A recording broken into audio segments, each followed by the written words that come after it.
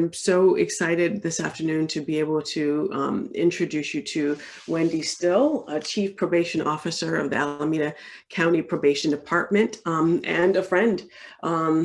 Wendy and I first met each other when we were both members of the executive session on community corrections, and I became a big fan of Wendy the person and of the things that she was doing at the time in San Francisco's probation department. She's now at Alameda County.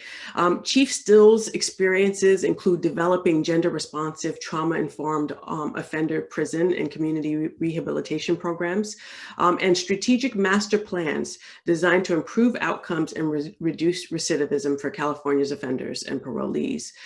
Chief Still has served as Director, Activation Management and Rehabilitation Programs with the California Federal Prison Health Care Services, and Governor-appointed Associate Director, Female Offender Programs and Services, and Southern Regional Prison Administrator for 10 prisons. Chief Still has earned a master's degree of Advanced Studies, Criminal Law and Society from the University of California, Irvine.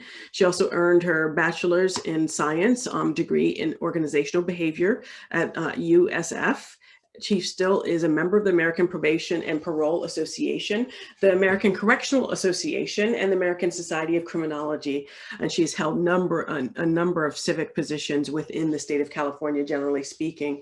I'm hoping that I can call you Wendy because it's so much easier to say that than Chief Still, and that's what I would ordinarily call you. So please let me call you Wendy while we have this conversation today. Absolutely. So after you give your brief presentation and you and I go back and forth in our conversation, we're going to open it up for Q&A. When we do so, my hope is that people will keep their questions short, and that as the questions come to you, please don't hesitate to put them in a chat, and we will use that as a way to determine who goes in what order. So Wendy, welcome back, really. If we were not in the midst of a pandemic, you would likely be here with us, but I'm so glad to have you. Thank you for agreeing to do this with us.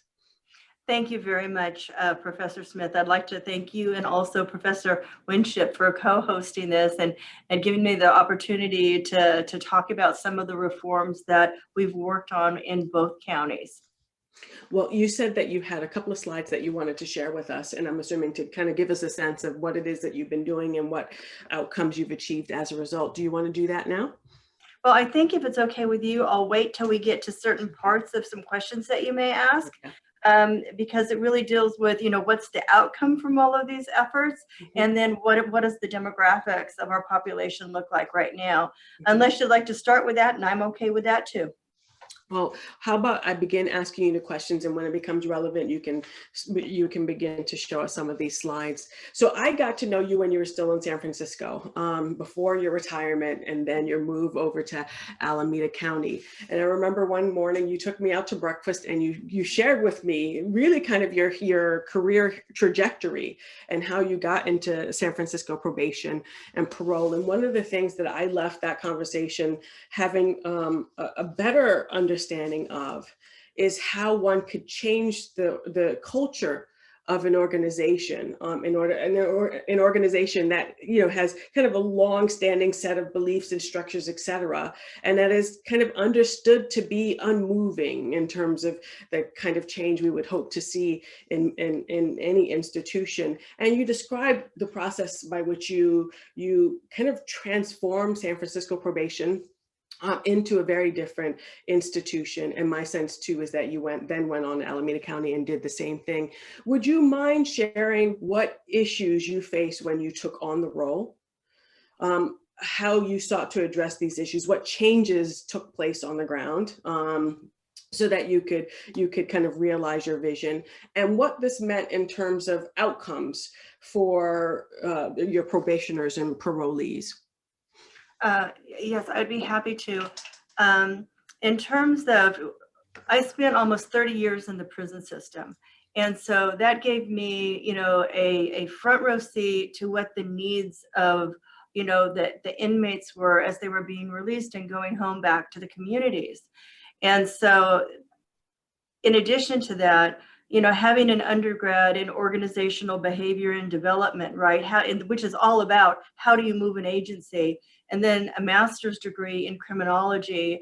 And, you know, a friend of mine says that, you know, she doesn't have a PhD, but she got a PhD, right, with all the years of experience, you know. So I think that education coupled with all the years of experience of working with both, you know, and all levels of inmates within the facility gave me a real understanding of what the needs were. And so I brought that into the role of chief probation officer when I moved from the state system to the local county system in San Francisco. And it maybe spending a minute on what I found when I walked in the door, you know, which was really pretty shocking to me. You know, it was back in the 1980s, Martinson eliminated, right, through his Nothing Works, which we now know, right, is totally erroneous research that he did that really changed the trajectory of the whole criminal justice system, right? And led to the unfortunate get tough on crime era, right? What that meant to probation, which is community supervision, is the legislature in California wiped out, and we're not unlike, you know, all other states, the probation subsidies and the money for probation, because if nothing works, why would we invest in it, right? And that's where they took that money then and invested in incarceration, which, you know, just had such a negative effect that we all know and that we've seen, right? The results are. So walking into San Francisco probation, what I found was an underfunded agency, a lack of training for the staff, a lack of resources for the clients returning to under supervision or returning home from state prison. And in addition to that, a culture that existed because of all of those lack of, not bad people, right, but because of lack of the understanding of what evidence-based practice is, what is trauma, you know, how does that impact, you know, brain development and all of that. Just an agency that was in dire straits. And I was fortunate that the county was really looking for change within its probation system. Then Mayor Newsom, now Governor Newsom, then DA Harris, now Vice President Harris, myself, you know, and also the public defender at the time, Jeff Adachi. You know, I think of that as kind of our dream team, right? In terms, we were really looking to do something different, and we could in a progressive county. I think if I would have left the prison system and I would have went into another county that was more conservative, that I would have been unhappy and probably failed to make as much movement and success that we had right in San Francisco. It was because of the partnerships, right? The collaboration, not only with the public safety partners and the court, but also the community-based organizations and the social service agencies, right? Who at that time, people weren't thinking of that, right? You know, we had partnerships with health and human services agencies, behavioral health, child support, right? And we had a very strong reentry council. And so that's what I found walking in the door, that this, you know, really lack of resources, lack of understanding. And so I had to not only rebuild the agency through the partnerships with the conversations such as with Mayor Newsom at the time. Do you want to spend $10 a day on community supervision and make an investment in success? Or do you want to spend $120 a day at that time? Now it's far above that in failure, which is what jails are, right? And certainly a lot more costly in the prison environment. And also when I talked about public safety, I talked about it. It's not about locking people up. People are coming home. It's about really changing lives and providing the opportunity for that life change. And so the things that I did walking in the door is I did a complete review of the department. You know, I had managed thousands of employees, and, you know, and at that time, I think 45,000 inmates at one point, you know, that were under my oversight. And so this agency was much smaller than that. And, you know, I have a business background, I have a reg and policy background, a strategic planning background. And so I had done so many things in my career, as well as, you know, union negotiations, labor, contracting, business, which wasn't kind of the normal what the chief looked like, right? But it was only because I'd had this 30 years in the state system. So I was able to apply that experience in how to move organizations to the discussions that I had, not only with the mayor, right, but also the court, because it was a unique relationship. The court hired me, but the mayor of the county paid my budget, right? So I had to establish relationships and credibility with both. And at that time, I'll just be really honest, the probation department had a very terrible reputation, right? And it was for a variety of reasons. They had had a changeover in leadership multiple times. You know, they certainly didn't have a strategic plan, and the investments weren't just there. And that all changed over a 5-year period of time. We were able to, you know, we created a strategic plan. We got staff involved. We provided significant amounts of training to staff. You know, we really worked hard on our partnerships. You know, one of my visions was to create a one-stop for the individuals that were coming home from prison, because realignment hit, which meant that half of the people coming out of state prison now would report to probation instead of parole. And so we had responsibility for that. So we had all new laws and rules that we had to create, you know, negotiating with the unions, but I knew a place where those coming home to the community from prison had the opportunity to get all of the services they need, because that's a barrier for the population, for them to have to go to all these different locations, you know, to try and receive these services, employment training, batter intervention program, family reunification, education, you know, not only 5 key or education, high school education, but also higher education. So it was really bringing all these resources to one location. So again, it was a one-stop shop. And so that was something I worked really hard on, and that we were able to open the doors, and it has been very successful. So let me ask you, you put in place, or you create a strategic plan, you get staff involved, there's training involved, you create this one-stop system. But you still have the employees from the prior era. Like, you're making these huge changes. These are huge cultural shifts. It's hard for me to imagine that everybody was like, great, let's do this. Let's get involved and be a part of change. We are a part of this. I can't imagine that that's what you were faced with. So can you tell me how your employees, your personnel responded to the major changes you were making, you're trying to make, both in terms of culture, but also in terms of structure of this agency? Yes, and it's really interesting. It kind of the experience repeated itself when I came to Alameda, which we'll talk about in a minute. But that was kind of a good training ground to do, you know, a total top to bottom transformation. And no, you're right. You know, there was resistance from some employees, right? And for a variety of reasons. And, but very fortunately, because the AB 109 came about after I'd been there for about a year. I started in 2010. Evidence-based probation supervision came into play. Then we were a pilot program for something called CalRAP, California Risk Assessment Program. And then thirdly, the realignment, where the inmates, you know, coming out of state prison home to the community, re-entering citizens, right, 50% came to us. So there were resources that came with that, including staff. So I was able to hire about 50% of my workforce, right, the staff, which made a big difference, officers, right? And we were able to, you know, through our testing process, really focus on, you know, the kind of skills. We weren't just looking for those that had police or law enforcement or anything like that experience. We were really looking for those that had social service, you know, backgrounds in that, or, you know, anything from MSW types, right, to also business and other types, so that we brought a different paradigm in and married that with those that were already there and experienced. And I think one thing that I did is really communicated with the staff where we were at, where we were going, unwavering in that vision, was always very clear. And we redid our mission, vision, and values, and constantly referred to that. And as part of was very thoughtful about the training that we brought in. The Carey Group was one of the providers that did the training, and created programs such as briefcases. And this was something that didn't exist, but I knew to bring the understanding and educational level up relative to evidence-based programming, motivational interviewing, and that we had to increase the knowledge of our supervisors, right? So that they could supervise and provide that guidance and mentorship to their staff.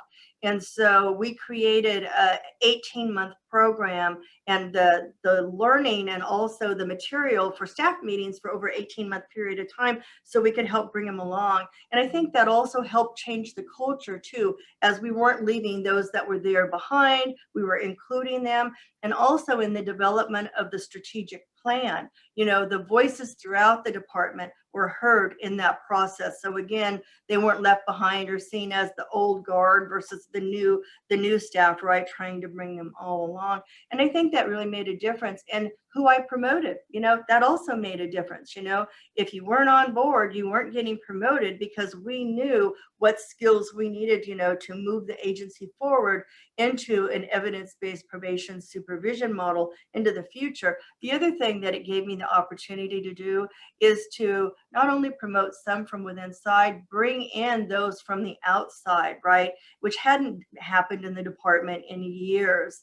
And so it was also bringing in some newly promoted people from outside that shared that perspective, so that, people know what they know. And if you've only been at one place, you only know that. But if you bring that other perspective in, and I'll tell you, it wasn't easy. It wasn't easy for some of those hires, because they were the ones under such close scrutiny.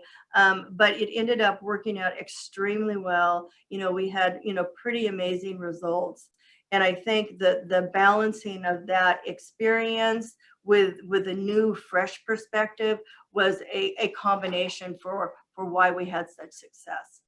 So you mentioned great results. How about I give you an opportunity to tell us about those great results in San Francisco before we move across the Bay Bridge to Alameda County? Sure. What I will say is, at the 50,000 feet, is that we did several new things, that was kind of unheard of at the time. When I got there, I really started pursuing funding, foundation funding, also federal funding and grants in that for these new ideas that I had. And again, my ideas didn't come from just walking in the door and seeing, because I had never really worked in community corrections. I had some community facilities when I worked for the prison facility, the prison system, but it was all the knowledge of what the needs were, right? And so that's what helped me, create my vision. And so anyways, bottom line is that my goal was, I knew we needed to shorten probation terms, because there was no science behind these long 3-year, 5-year, or longer. So we applied for a justice reinvestment grant, and we got it. And we had 3 different components to it. One was pretrial, one was also the looking at the length of probation terms. And through the data collection and that effort, what we found is that the long sentences, right, they had no relationship to success or failure, because if someone was going to fail by the 18th month, they have failed, right? And really, realistically, within the first 60 days, a significant percentage of them, then at the 12-month and the 18-month. So that was, one of the things that it took me from 2011 up until just this year, when the new legislation was passed, which actually shortened probation terms, to basically get that enacted. Over the years, I've been an expert for the legislature, on variety of bills, even crafting the bills, writing the legislation. And I had the fortunate opportunity to go to Norway with a contingent of senators and assemblymen, and also governor's office staff. And we went to Norway to look at their prison system, and the whole different culture that they had. And, I had long conversations with some of the reforms, prison reforms, probation reforms. And that really was the genesis of this bill called AB 1950, right?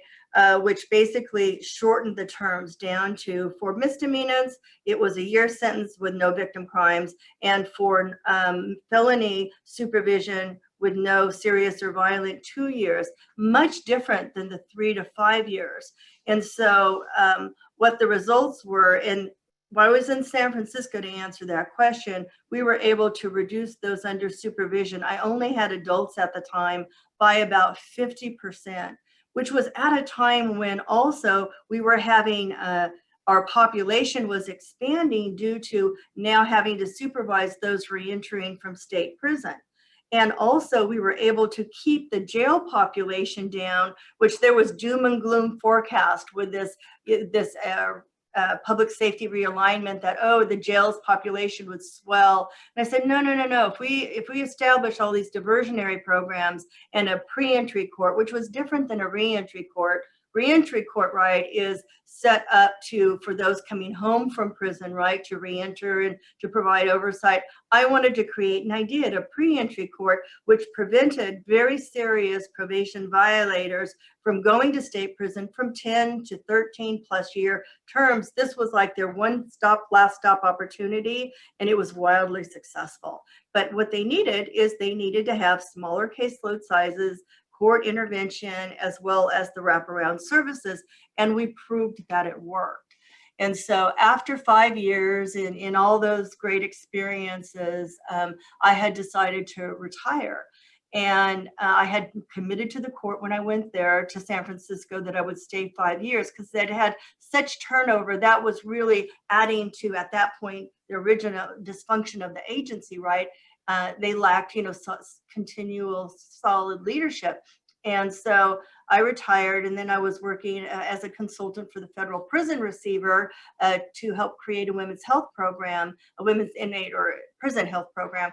And then I got a call, interestingly enough, from the advocates that said, would you please come to Alameda and do what you did in San Francisco for Alameda? And so that's not normally how you get anyone into a law enforcement agency, right? Said, no, I'm retired, but I'll come talk to the board and, help them in an interim basis for 6 months. Well, they talked me into committing for 2 years, the board did here, and I've ended up being here now almost 5. And it was because it was a real labor of love. It's a wonderful agency. Walking in the door, I found very similar circumstances to what I found in San Francisco. Again, and I won't say because of the lack of continual leadership, but you can lead, but then you can provide visionary leadership, right? And you can, transform an agency. And that's what they needed, is somebody that could transform an agency. And so unlike San Francisco, where I only had adults, in Alameda, I had adults, but I also had a juvenile detention facility and also a juvenile services. And so this is something that I'd like to pop up now on the screen, if I may, the population numbers to show what we've been able to do through very similar transformations. And that's the pop numbers. Nope, the other one. Great, thank you. And if you'll take a look at this, 2013 up to 2021 now, and I came in 2016, and we've had a 55% reduction in our adults under supervision, and that continues to go down with AB 1950 when it was enacted in January, which shortened those terms. And that has a little interesting story. I was the only chief that testified at that hearing for that bill against the CPOC's representative that testified against that bill. And they didn't testify against the merits of it. It was about being concerned to have resources to provide services and what the impact would be. But I really thought from a humanitarian standpoint, it couldn't wait another year because I knew what the outcomes were. But in Alameda, we've been able to reduce our population by 55%. That one bill reduced our population by 2,000 within a 2-week period of time. So policy does make a difference, right? Youth out in the community under supervision. And just to give you an idea what those numbers mean, we had 12,853 under supervision in 2013. In 2021, we had roughly about 5,700. Youth in the community in 2013, we had 1,917 under supervision. We now have 227, which that's an 88% reduction. In our juvenile hall, we had 155 in 2013, and in 2021, a 78% reduction to 50. And at our camp, we had 42 in 2013, down to 7 youth in 2021, which is an 84% reduction. So, those, the numbers just speak for themselves. And I would say our county is what they consider to be a large county. So to have numbers that small are very significant. So let me ask you one question about these numbers. Has there, what I imagine some people wonder is, as a result of having these major reductions, have you seen any upticks in crime? Is there any crime associated with reducing your caseloads as much as you have in each of these categories? I would say we've also, to be totally transparent, we've also had some law changes. Prop 47, right, which is the decriminalization of marijuana. We've had Prop 57, which basically that has to do with how youths are charged. Are they charged with youth or adults or that? And I would say really where we've seen the uptick in crime pre-COVID, because COVID I'll talk about as a different situation or what it's contributed to. Where there had been an increase was property crime, and there's never been a true nexus, but that was really the only increase. We did not see an increase in violent crime. Mm-hmm. And then now in a COVID world, we have seen an increase in homicides, not in overall violent crime, or robberies of that, but it's really been an increase in our county alone of homicides, and that's homicides by youth and homicides by adult. Now, we don't attribute that at all to any of these reforms, right? In my mind, there are so many aspects of COVID that actually, feed into that, including the youth. The youth are not in school now, right? And also with parents having to work, the youth not in school, and being able to hang out without any repercussion, all that type of thing. I think that those are real contributors, but I don't think it's these criminal justice policies. There's no evidence that we have to substantiate that. Okay, thank you very much for that. So I have a couple of questions that I want to ask, but first I'd like you to tell us more about what you've done in Alameda County, both in terms of adult and juvenile fines and fees. There's also the question of phone charges. There are a whole host of reforms that you put into place to unburden people who've had contact with probation in Alameda County. Yeah, we have actually done some really pretty neat things. One of them, and to me rewarding, and Professor Smith, you also, Professor Martin and myself wrote, the Shackled to Death, where I was kind of just the operational feedback writer, input into that. You guys were the main writers. But in that, right, the argument was made that there are so many barriers, and these fees that are charged is just one more barrier that shackles, right? Already these disadvantaged individuals, people of color, from these communities that haven't been invested in, here is one more fee, one more barrier, one more burden that we're putting on them. And so in Alameda County, I went to our board, to my public safety partners, and to the board, and said, I want to eliminate fees, right? And the other public safety partners agreed with that. We have what we call realignment money, and our board has made a commitment for $25 million of that, which we get about $50 million a year for it, is that we're going to invest in services and programs and such. And so what I went to the board with the public safety partners and said, we want to eliminate these supervision fees because we're just adding these fees to people that already cannot pay them, right? And so the board approved that. So we eliminated the probation supervision fees. Also in the sheriffs, they had work details, so to speak, but there was an astronomical cost for someone that could participate in a weekend work detail, right, rather than having to go to jail. So because they didn't have the money to pay those fees, they'd have to go to jail. So we eliminated that fee, and we eliminated some of the small public defender fees. Also, the juvenile fees, the fees related to juveniles that families, again, disadvantaged economically, families of color, we eliminated the fees for juvenile. And I just received approval from our Public Protection Committee to take to the full board for approval the elimination of payphone charges. You know, we know how important family reunification is, how important that relationship is to rehabilitation, reunification, and such. And so we did an analysis, which, you know, I've got a budget background, and so in terms of what the cost was to do that, and took it to public protection. And not only did I take elimination going forward of phone fees, also because of COVID last year, the authority to reimburse the families that had paid those fees, any fees that we had collected. So we're working on a formal board letter, and that'll be in place before I leave on April 30th. Wow.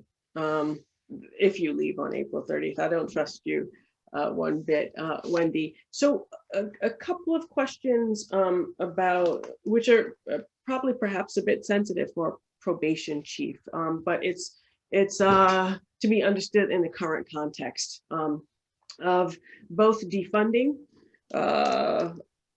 various criminal or penal system agencies, but also in the context of discussions about how it is that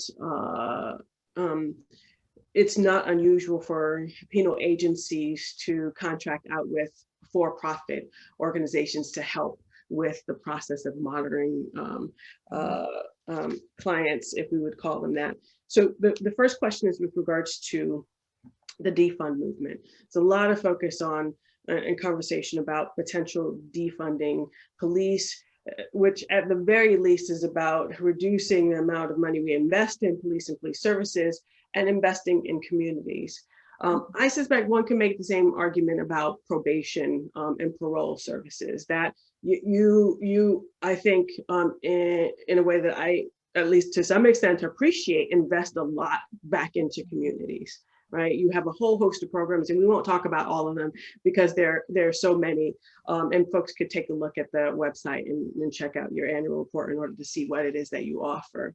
But I think a reasonable argument that could be made is that instead of investing on the back end in communities in this way, the kinds of resources that a probation department might receive and use in this way could actually be invested on the front end in communities that are already struggling. And if they had those resources, perhaps the need for a probation department would be much lessened. Have you been faced with these kinds of questions about the probation department as being one of the agencies that we might consider how we're funding and perhaps divert resources so that they impact communities directly, immediately, and not at the back end after people have already had contact with the penal system? Yeah, I think that that kind of a discussion really varies state to state, right? In terms of, like in California, and even within California with the 58 different counties, it really varies county to county, right? In San Francisco, very progressive, but Alameda, very progressive. And we invest a huge amount of money. That the short answer is yes. You know, does the question come up, is probation one of those agencies that we should consider as defunding as part of it? But if you look at then, what the role of probation is, and that's where it depends upon how a probation department provides services to their clients. And language does matter, right? We talk about our clients as clients, and I see that as we have a dual role. We have a rehabilitation role, which is a social service type role, and we have a role as law enforcement. Our focus in my agencies that I'm at is in that role of rehabilitation. But it's not just it is in prevention also too. And I think that's what, the community isn't as aware of as it should, but this could vary, agency to agency, state to state. And again, we invest, $25 million a year through probation, through our community capacity executive committee anyways, into community-based services, community-based organizations, building them up. You probably wouldn't think of a probation agency that goes after park grants to the tune of $6 million to rebuild parks within the communities that are so disenfranchised, right? So that the community has a meeting place, and it's part of rebuilding the community. but my agency has done that, and we continue to do that, right? Reaching out for community type grants and partnerships.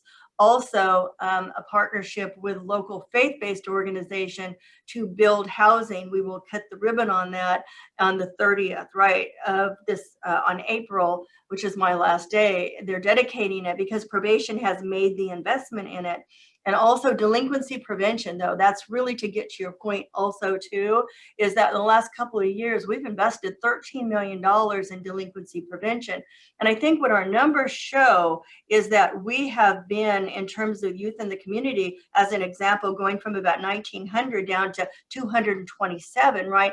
We don't want to have people under our supervision, whether they be youth or adults, unless they need help. And the help that we can bring is either employment resources, mental health, and we don't do that. We give money out to the community, right, to do that. And we have a whole delinquency prevention network throughout our entire county where we make investments. We act as the agency to funnel money out into the community-based organizations, because in reality, someone has to be accountable for the vast amounts of money that are millions of dollars, right? In some cases, tens of millions that are being invested, you know, from having contracts, from having performance-based measurements, right, built in there.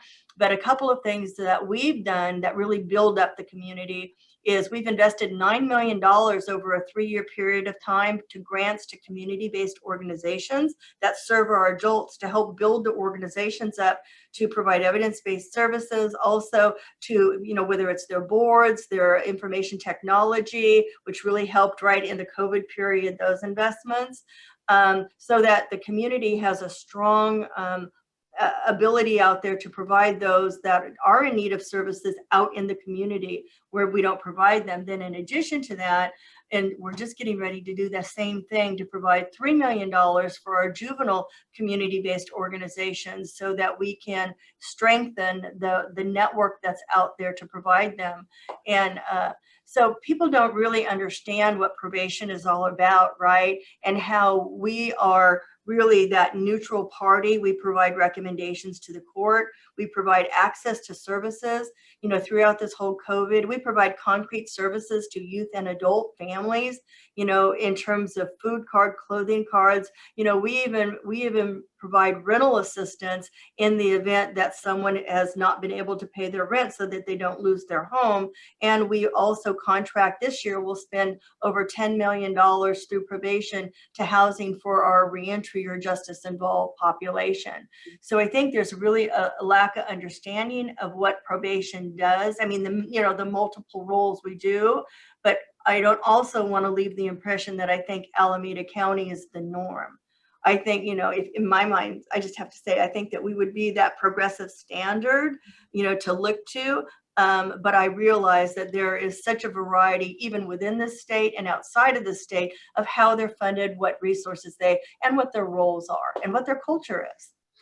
Yeah, I mean, I think that makes sense. And I certainly have to say that I appreciate that services are getting funneled into communities, but it still strikes me, I mean, that you're doing this because it's not already being done.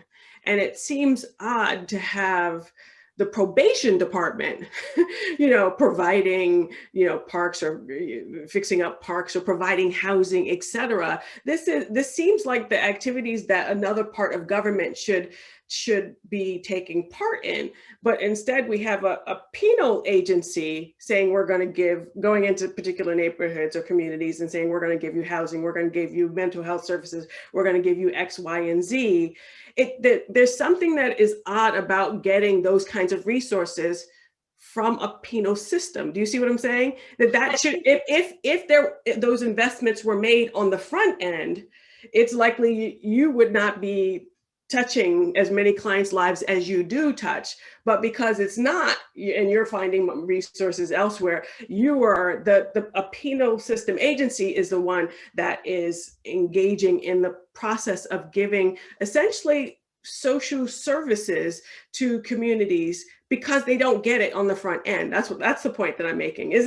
So you're filling in the gap, but my preference would be for you not to have to do that work, because those tens of millions, maybe hundreds of millions of dollars that you're funneling in could have, maybe should have been done on the front end so as to reduce the likelihood of crime and all the kinds of things that you end up trying to address later on.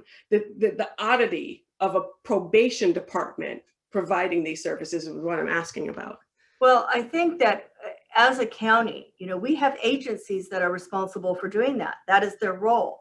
They have huge, vast amounts of money to provide housing services. We have a behavioral health agency, and we partner with them also. Some of our housing dollars we pass through to our housing development authority. Some of it we contract directly for our clients. We also partner, of course, with our Health and Human Services Agency and our behavioral health. And we funnel dollars to them to provide or contract directly, right? So it depends upon what the needs are. So we are working with those partners, and they are providing services. They're responsible for providing services in these communities, which they're doing. What we're doing also, though, is taking into account the unique needs of our forensic population, right? And we are making easy access or creating programs for them that will work when these other systems have failed them. But I will be the first one to say that the lack of investment in these communities, and they are communities of color. If you look where our population comes from, the lack of front-end investment in these communities and in the schools, and school failures, and I'm not trying to be critical of that, but I look at these cases that come to me with very serious charges, right? And I took our top 18 and looked at their educational records, from kindergarten all the way through, when they reached us. And, from the first grade, there were signs, F's, F's, F's, F's, F's, one youth, 32 F's, but had progressed all the way to the 10th grade without any kind of intervention. And so we are also partnering with other agencies on violence prevention and all of that stuff. But I'll be the first one to say, we're investing in failure when we're investing in jails and prisons. What we need to do to invest in success is to invest in that very front end. But it doesn't mean that we don't need that community supervision or that community support for those that have, for whatever reason, ended up in the justice system. But one of the things that I see real danger on the horizon, this is Wendy Still's personal opinion, right, is that now reentry is really the popular thing, right? And it's the buzzword. And you have all these different agencies that want to get into it, and really, in my mind, want to get their hands on the money, right? And maybe they think that they want to do it, but they're tripping over each other, and it's really inefficient. And where you have the police, what their responsibility is, the sheriff, what their role is, the district attorney, what their role is, the court, what their role is.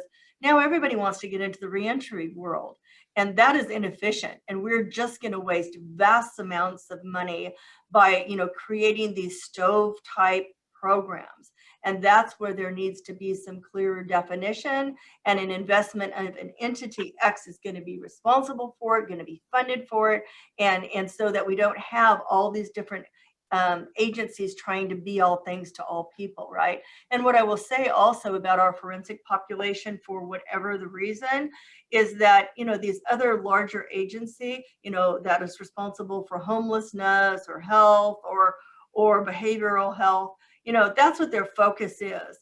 Our population, I don't want to say that they're biased against that, because that wouldn't be fair to agencies, but that's where we're completely focused at, trying to help this population, and our energy is focused on that. And I think that is extremely helpful to our clients, right? That they have our complete focus to try and help them. Now, if you're in a law enforcement community supervision agency, right, where their mindset and culture is trail them, nail them, and jail them, then I would say that's the agency that you want to look at defunding, right? That's where culture makes such a difference.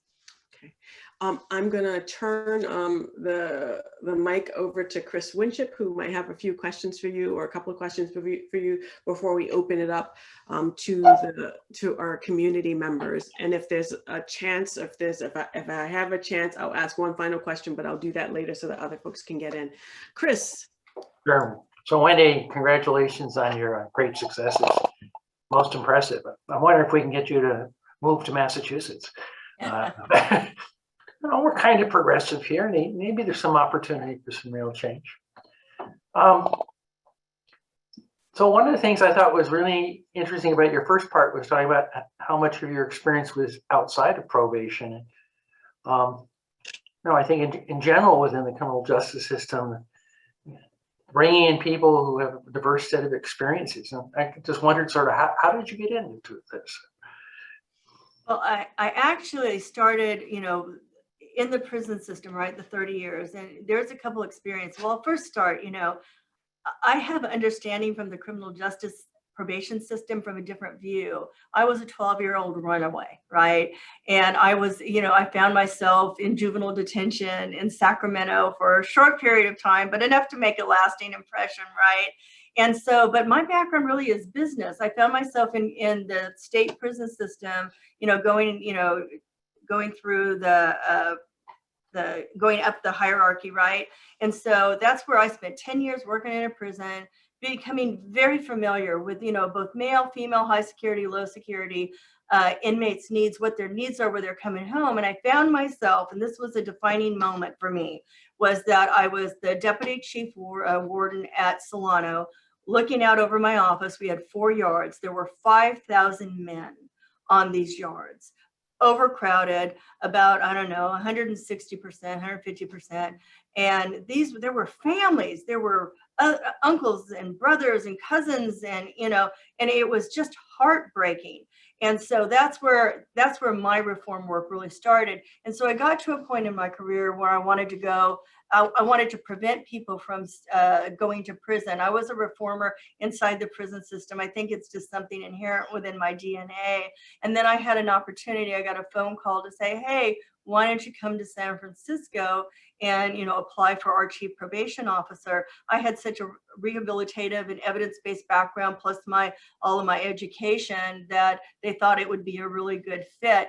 And so that's how I actually got to probation in the first place. And my husband had passed away. If it had been a year earlier, I'd have said no because of family commitments. And it was just a good timing for me. But it really came from the place of I wanted to prevent people from going to prison rather than trying to rehabilitate them once they got there. Great. So obviously that vast experience has helped make you very successful. So you're a woman in a world that's dominantly male. Is it an advantage, or was it a hindrance, or how did being a woman fit into all this? I mean, they were scared to fight with you? I don't know. But I will tell you, in the prison system, remind you, I was in the prison system beginning in the 80s, right? And it was not very comfortable to be a reformer at heart. And I didn't even know that's who I was or what I was, but I was always asking questions, always wanting to make improvements, And then when I got into real leadership roles, the role that was just so important to me was taking on the voice for the female inmates, right? Being the first associate director of female offender programs. We eliminated the shackling of pregnant inmates before any other system did that. We basically eliminated cross-gender pat searching before any other. I wrote Penal Code 3430, which was about providing gender-responsive services to women, and that was not very popular within the prison system, right? But anyways, so that was a very different experience through some very different times. And coming out into probation, maybe we could pop that one quick chart up that shows 63% of the peace officers in my agencies are women, right? And I think that's where probation really differs from men, is that 63 of the peace officers are, and statewide within California, 51% of the peace officers are women. And if you also look at the diversity within my agency, that, the majority of my population, again, from communities of color, are Black and African American. Those are the youth and the adults. Well, this is my actual staff that I supervise are almost 53%, right? African American, and Hispanic, Latino, 20%, white, roughly 14.5%, an Asian Pacific Islander. I think the chart is a little bit off there, but about 5%. But anyways, in terms of I think that's where probation really differs, right? From law enforcement, traditional law enforcement. We have a more balanced workforce, at least in California, we certainly do. And I think that makes a big difference in the culture of the agency. Can you say more about this? As you know, there's this long-standing debate whether police departments need to be more balanced. And empirical evidence is kind of mixed on that. So how does it change the culture? It changed the culture because I think women have different skill sets than men. And it's not that one is better than the other. You know, I think that, and this is from over 40 years experience of working in various correctional environments with men and women. Men tend to be more authoritative in nature, more directing in nature, where the women tend to be, and again, these are vast generalizations, so not everyone is this way, tend to use more of their listening skills, and also it's easier for them to collaborate. And I think that those skill sets together make a great team, you know, but you certainly have some men that are, you know, have those, you know, listening skill sets and that, as well as women authoritative. But I think that that's really the vast difference in my mind. And that's why, and I think also women go first, their go-to is tend to try and de-escalate situations, right? It's kind of just a natural skill that they have. So that's why I truly believed in a balanced situation. And, you know, and anyone that thinks that, you know, from a law enforcement perspective, you got to have a lot of men, you got to have big brawn and all of that. That's not what saves the day. As we know, so many of the individuals that come into contact with law enforcement have mental health issues, right? And so that's where the de-escalation skills, ability to listen, to really talk down, are really important. So I definitely believe in a balanced workforce. I have other questions, but Sandra, I think we should open it up to. Agreed. So Josephine Murray, would you like to ask your question?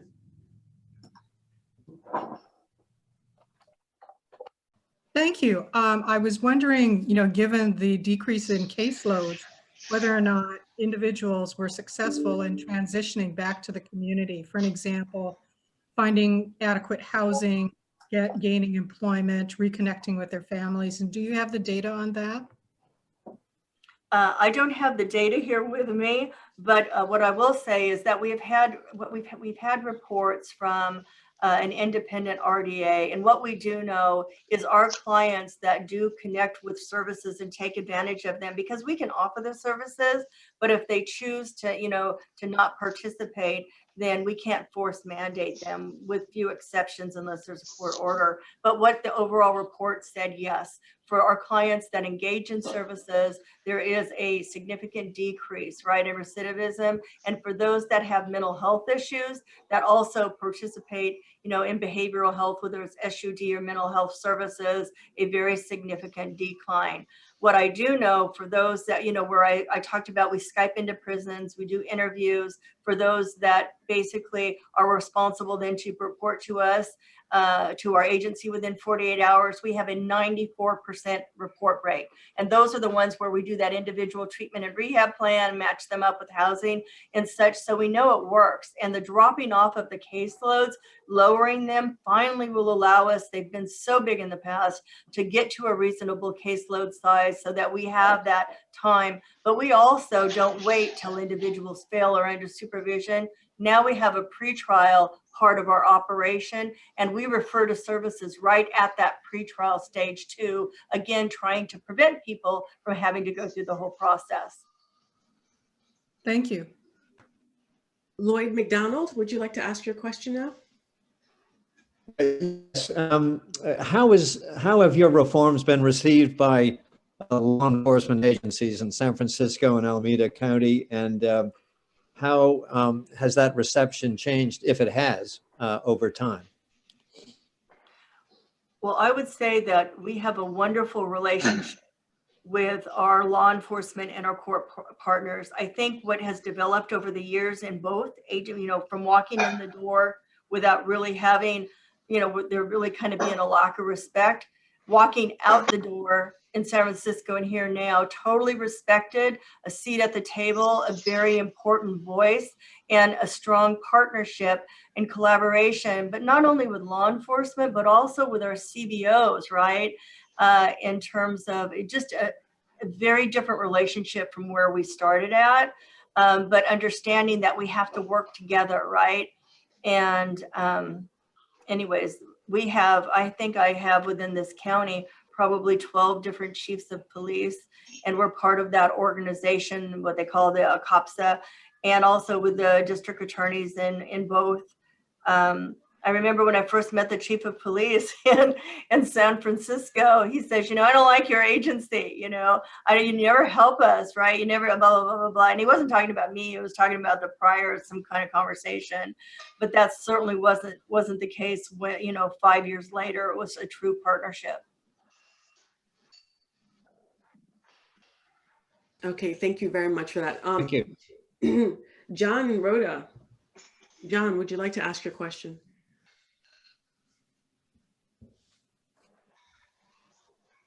Hi, how are you? Thanks for coming. I was curious, in law enforcement, what do you think the most significant action law enforcement can undertake in an effort to support your program? Training their officers, training their line officers, you know, providing them, you know, with de-escalation skills, right? You know, how to signs and symptoms of mental health, how to de-escalate a situation, but also referral over to all of these, you know, wonderful programs that we have on a diversionary basis, right?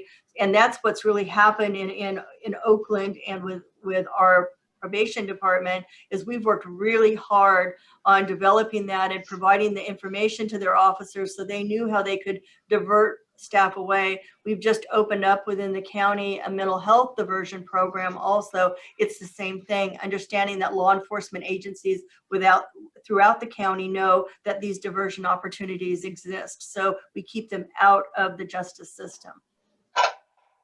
Great, thank you. Okay, Caleb Hudgens. Caleb, would you like to ask Chief Still a question?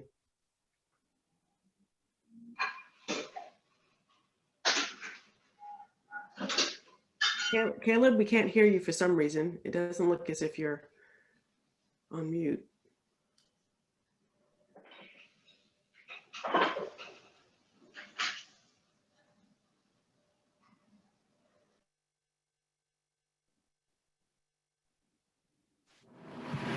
Can you hear me now? Yeah. Yeah. All right. Just a setting issue. Sorry about that. Yes. So did you have to develop any new evaluation methods to kind of monitor the implementation of these evidence-based programs that were adopted? And then kind of because you were having to adopt these different kind of programs, were there new outcome metrics that you were able to establish to really help you demonstrate what the impact of those evidence-based practices are that might be different than maybe some of the more traditional outcome measurements which are used? Yeah, that's a really great question. And I was going to talk a little bit later about accountability, but absolutely right on. You know, one of the things that we've done is all of the contracts that we put out now have performance-based measurements built within the contract itself. And so the contractors are having to report to us, you know, through our employment programs, through our high school education programs, and each one of the programs has individual metrics associated with it. And then we use that information, you know, to evaluate them. We've put into place since I've been here 3 major new data. So our department has brand new technology data, right? That we're able to collect it in our pretrial program. And our pretrial program is fairly new, so we're still collecting and looking at the data, as well as our adult system and our juvenile system. And so now we're starting to basically analyze the data, but we do know we've set the performance measurement for every one of the contractor. They have to meet those requirements, right? And so, and there's a variety of metrics that we would use specific to each contract. And like I say, we've had individual reports done relative, say, to the employment program and to other education programs itself. But we are looking at undertaking a larger, like we did the RDA one that was on all of our AB 109 programs that I talked about, the mental health program, right? The connection to services. But there are other evaluations that we're undertaking right now. We're one of 3 second chance grants that got selected by the feds from all of the second chance grants from across the nation, my Safe Pathways Home program. And we have partnerships with Berkeley, you know, researchers in one of the research projects underway right now is fines and fees, right? What the impact was of the elimination of that. We also, one of the things I didn't talk about, what I've done here in Alameda is a total reorganization. We did a $10 million reorganization, taking the existing resources and creating policy departments and other evidence-based measurement and also a research department and other functions that simply didn't exist, and creating job classifications so that we have the ability to have that outcome data. The other thing that we've created is a probe stat. And what that is I don't know if you know where ComStat is, but it's by every one of our areas.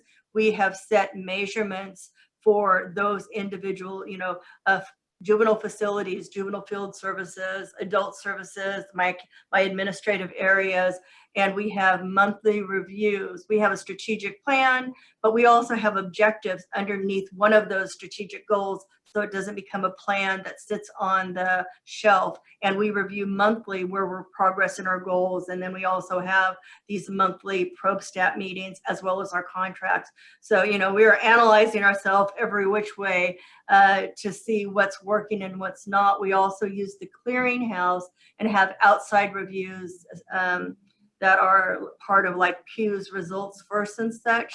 So anyways, we, you know, as a criminologist, I really believe in data and partnerships with, you know, different research universities. Thank you very much, Caleb. I'm going to ask a question, and then Brian Core and DeMarcus Bell will ask theirs. Wendy, you mentioned earlier that Alameda County Probation no longer, I think you said no longer assesses probation services fees for its probationers. And you know, that plus a whole host of other things that you've done is one of the reasons why I really appreciate your leadership here. But a couple of years ago, I learned about a lawsuit that was filed by the Equal Justice Under Law folks. They're suing a private probation company called Leaders in Community Alternatives. And they were suing them for routinely extorting impoverished individuals on probation, specifically in Alameda County. Now, this, as far as I understand, is a contract that was put into place before you became a head or chief of probation there. But they accused LCA of, well, first they said, you know, Alameda County entered into this deal with LCA, didn't offer much supervision, and then LCA went about the business of essentially extorting Alameda County probationers, charging them about $25 a day for probation services, up to $39 a day for people who are, that we know are really very financially, socioeconomically disadvantaged. So, you know, this falls into this kind of category of emerging situations where a number of, you know, state-run agencies are contracting out to these for-profit agencies, which then extort residents, citizens of these counties, et cetera. Can you share what is happening with regards to this lawsuit and the charges that have been leveled, which I think are really serious, period, but it's really interesting given all the work that you've been doing to unburden probationers otherwise. This seems to be a significant burden if what Equal Justice Under Law has said is true. Well, there's 2 different types of probation, and I think that that's where I can provide some clarity. There is court-ordered probation, which I have nothing to do with, right? The court orders probation supervision, and they basically sit on, you know, what you would consider to be a bank caseload, and the court could order that LCA, right, provide those services to electronic monitoring, GPS, whatever you want to call it, right, to that. And that's what LCA was providing the electronic monitoring for. And so that's why they're facing the lawsuit. But I think it gets to utilizing private contractors for anything, which I am totally against. They don't provide any services. They at one point did provide services for our reentry center, which then it was called the Transitional Day Reporting Center, but they haven't. I think it's going on almost 2 years now. But really who they were putting their devices on were those court-ordered probationers, right? And mine are felony probationers or misdemeanors. I have very few misdemeanors. They're really felony, which that I'm responsible for. Thanks a bunch for that. Brian, do you have, would you like to ask Chief Stills a question? Thank you. Well, in some ways, I think you actually addressed some of it, but my question is really around, have you found ways in your work to address the burdens on individuals who are under the restrictions of probation? I mean, many people here know far better than I do the ways in which that impacts families for generations, keeps people from obtaining work, puts people right back in the systems because of mental health and other issues. So just curious, are there things that you've been able to do within that legal framework that you just mentioned to help people get out of that system and get on with their lives? Absolutely. There's a number of things in addition to the elimination of the supervision fees, which is a real barrier, right? Whether they're juvenile or adults, shortening the terms, and that's not just me and my role as the chief. I've done a lot of things to go lobby, to go talk to legislators to change the laws, right? And that one example is that AB 1950. In addition to that, I continue to, now that she was an Assemblywoman Kamalacher, that's her bill, and now she's a senator, right? And today we had a long conversation about my new ideas, right, in terms of what I'd like to see. But in addition to that, I think some of the things that we've done, I have the ability to terminate early those that are coming out from state prison and are our clients, right? I have the ability to exercise that. I think also eliminating barriers such as housing and some of these things that are huge. So when individuals come out, that they have the ability, right, to focus on whatever their rehabilitation or reentry needs are important. Also family reunification.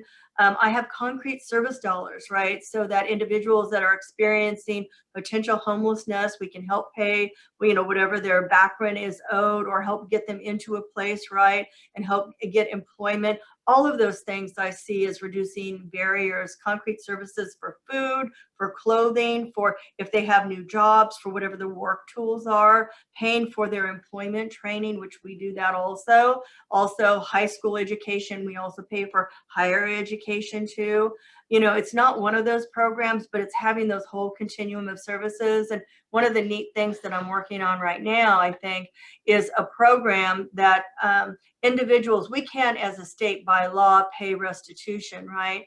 But what we can do and what we're designing, the local community correctional partnership, is a restitution program to where our clients basically can perform meaningful jobs. And we're not talking about picking up trash by the road, community service projects, right? And in order to, we pay them whatever the wage is for that community service type function, it goes into a bank account, and then that can pay off their restitution. So that we're in the design stage, we have a funding placeholder to be able to create those accounts to be able to repay the victims, because that's a huge burden for a client to get out from underneath whatever the restitution order is. And if they don't pay it before they get off of supervision, it just becomes a civil judgment, right? Which is then a ding on their credit. Thank you, Chief. It's so terrific. And again, thank you for your presentation today. This is great. My pleasure. DeMarcus, your turn. Hi, thank you, Wendy, for your work and for being here with us. So I'm struck by just the broad array of services, resources, and partnerships and wraparound services that are being provided to people on the back end. And I'm thinking of, like, if you could imagine what it would look like to have that broad array of infrastructure on the front end, and perhaps working with law enforcement to give them another option before incarcerating people or arresting them. What do you think it would take to get to a model like that? Because, to me, it seems as if it already exists with the work that you're doing. And to the extent that you are successful, like that, this infrastructure could be used again on the front end. So I'm just wondering what you think if that's a possibility. I'm particularly thinking about like promising practices like LEAD in Seattle and PAD in Atlanta. Do you think, that could be done, like even like right now, what could be done to make something like that happen? Well, I think that it's beginning to happen. What I will say is that we've learned a lot. We know a lot about in our juvenile world, right? And, and we're investing in terms of grants, delinquency prevention, right? Like I said, over the last couple of years, about $12–13 million in it. And I think that's because this delinquency prevention, that I'll just talk about that program for a minute, and we've created that in the 70s, right? This is money that goes out into the community to CBOs to provide a variety of services, mentorship, housing assistance, employment, counseling, family practice services, the variety of what I've talked about. But the beauty of that is the youth don't have to have any involvement with the justice system, right? It's prevention. And so schools can refer into these services. Law enforcement could refer into the services. We can refer into the services, and parents can pick up the phone and access these services. So I think those kind of delinquency prevention programs are really, really important. And I think we're trying to get there on the adult side by I'll use our mental health diversion. It's called a CARES program that we created under our Prop 47, to where it's a program to where law enforcement, if they come across someone that has a mental health issue, right, that maybe there's some potential justice involvement or some kind of charge pending, they're not charged. They're brought to the center, right, with these mental health wraparound services and other service needs there, and then they can be referred out to any of these other services we have. And so I think that that's the investment in these prevention services, as well as like our pretrial, anyone that has that initial engagement, providing them the opportunity instead of waiting for them to go through their whole court, right, hearing and all that stuff. And we know how much more at risk someone is if they've gone through the system, rather than providing the services on the front end, getting them diverted out. And I think there are other things like, community boards, right? Community justice boards that can be created that have that same opportunity to refer for services rather than waiting, for that justice touch. So again, but it really takes the partnership with all of your health and human services, your social work, your public safety partners to create that type of network and continuum of services. It's really possible, but it's a heavy lift. It's changing, over 100 years of systems, but it can be done. Especially with you at the helm. So I think the final question will be for Felix. Felix, would you like to ask your question now? Yes, thank you. Thank you for sharing your perspective. This has been really informative.